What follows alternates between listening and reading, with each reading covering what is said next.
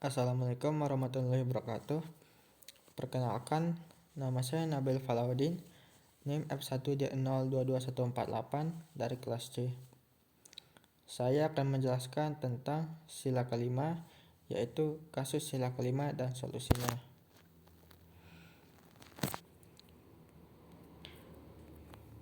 Sebelum membahas lanjut tentang sila kelima, saya akan membahas tentang Pancasila.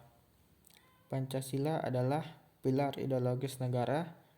Nama ini terdiri dari dua bahasa Sanskerta, yaitu panca berarti lima dan sila berarti asas atau prinsip.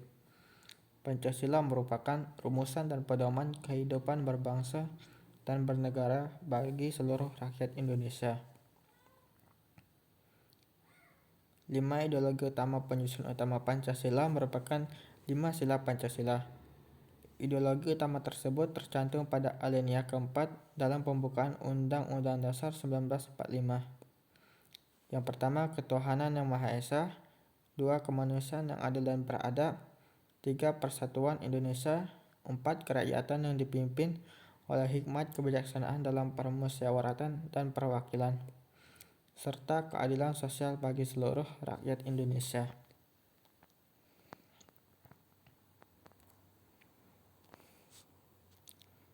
Yang kedua ada fungsi Pancasila, di mana fungsi Pancasila dalam kehidupan bernegara yakni sebagai dasar negara, ideologi negara, pandangan hidup, jiwa bangsa, kepribadian bangsa, sebagai perjanjian luhur, sumber hukum, cita-cita dan tujuan bangsa, hingga falsafah hidup bangsa Indonesia.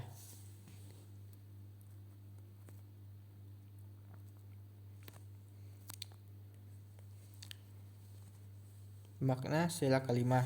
Bagi rakyat Indonesia, keadilan adalah hal yang sangat penting. Makna sila kelima dalam Pancasila adalah menegaskan bahwasannya keadilan sosial merupakan keadilan yang berlaku dalam masyarakat di segala bidang kehidupan, baik material maupun spiritual.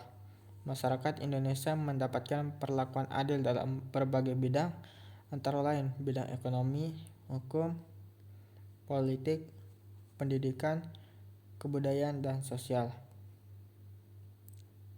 Sila kelima juga berarti kita harus menghormati hak-hak orang lain.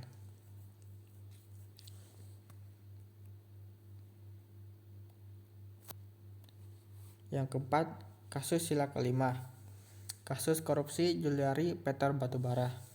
Dalam persidangan terungkap sejumlah fakta tentang geliat tindakan korupsi yang dilakukan Juliari serta beberapa orang lainnya dalam pengadaan bansos COVID-19. Berawal dari pandemi COVID-19 yang melanda Indonesia sejak awal Maret 2020, lalu Kemensos membuat program pemberian bansos. Anggaran pengadaan bansos COVID-19 berupa paket sembako di Kementerian Sosial tahun 2020 sekitar Rp5,9 triliun dengan total 272 kontrak dan dilaksanakan dalam 2 periode. Juliari menunjuk 2 orang secara langsung sebagai penjabat pembuat komitmen. Mereka adalah Matius Djoko Santoso dan Adi Wahyono. Sejak awal pelaksanaan program bansos tangan mereka sudah kotor. Mereka mengatur agar perusahaan swasta yang menjadi rekanan Kemensos menyetorkan Rp10.000 dari setiap paket bansos kepada mereka. Paket bansos sendiri senilai Rp300.000. Pada Mei November 2020, Matias dan Adi yang telah ditunjuk Juliari mengurus program bansos mendapat rekanan yaitu Ardian dan Heri Van Sidabuko serta PT Raja Wali Parama Indonesia yang diduga milik Matius. Juliari tahu proses itu semua. Kemudian pengadaan paket bansos tahap pertama mulai berjalan bersama.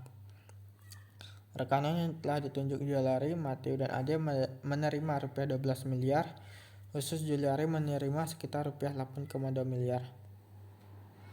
Dilanjut dengan pengadaan paket bansos tahap kedua pada Oktober sampai Desember 2020.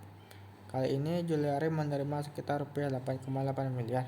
yang berarti Juliari berhasil meraup 6 miliar dari hasil korupsinya. Solusi atas kasus korupsi Juliari Batubara. Juliari Peter Batubara dijatuhi hukuman untuk membayar uang pengganti kepada negara. Dia harus membayar sebesar 14 miliar selambat-lambatnya 1 bulan setelah putusan pengadilan memperoleh kekuatan hukum tetap. Jika Juliari Peter Batubara tidak membayar uang pengganti tersebut dalam waktu 1 bulan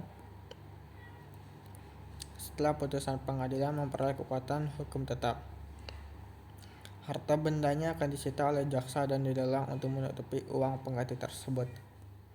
JPU KPK juga meminta pencabutan hak politik Juliari Peter Batubara selama 4 tahun sejak selesai menjalani masa pidana pokoknya. Memberikan masa tahanan penjara selama seumur hidup bagi kasus korupsi sehingga memberikan efek jerah pada pengkorupsi, bukan hanya Juliari Peter Batubara, tapi pada korupsi lainnya. Solusinya lainnya untuk membantu pemberdayaan masyarakat dalam pencegahan dan pemberantasan korupsi adalah dengan menyediakan sarana bagi masyarakat untuk melaporkan kasus korupsi.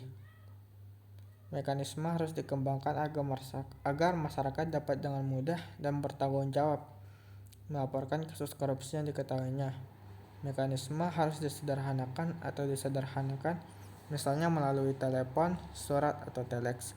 Dengan berkembangnya teknologi informasi, internet menjadi mekanisme yang mudah dan murah untuk melaporkan kasus korupsi. Sekian dari presentasi saya tentang sila kelima. Mohon maaf bila ada kekurangan. Assalamualaikum warahmatullahi wabarakatuh.